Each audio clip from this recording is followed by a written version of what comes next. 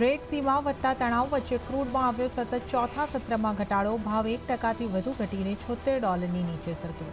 બીજી તરફ સોનાની ચમક પડી ઝાંખી. એફઓએમસીની મિનિટ્સ પહેલા સોના ચાંદીમાં સ્થિર કારોબાર. કોમેક્સ ઉપર સોનું $2064 સ્તરની પાસે રહ્યું. ચાંદીમાં પણ રેન્જ બાઉન્ડ કામકાજ. ડોલર ઇન્ડેક્સમાં નીચલા સ્તરેથી ફરી રિકવરી આવતા બુલિયન પર અસર.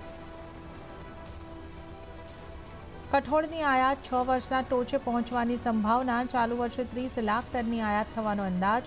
ઉત્પાદન વિસ્તારોમાં ઓછા વરસાદથી ખાતને કારણે આયાત વધી શકે. યુએસમાં માર્ચથી શરૂ થતી નવી સિઝનમાં કપાસનું વાવેતર 0.5% ઘટવાનો અંદાજ. ચાલુ વર્ષે અમેરિકામાં 12% ઘટ્યું હતું કપાસનું વાવેતર. સોયાબીન પર ફોકસ. 2023માં કિંમતો 15% ઘટી. બ્રાઝિલમાં રેકોર્ડ ઉત્પાદનની આશાએ કિંમતો પર અસર.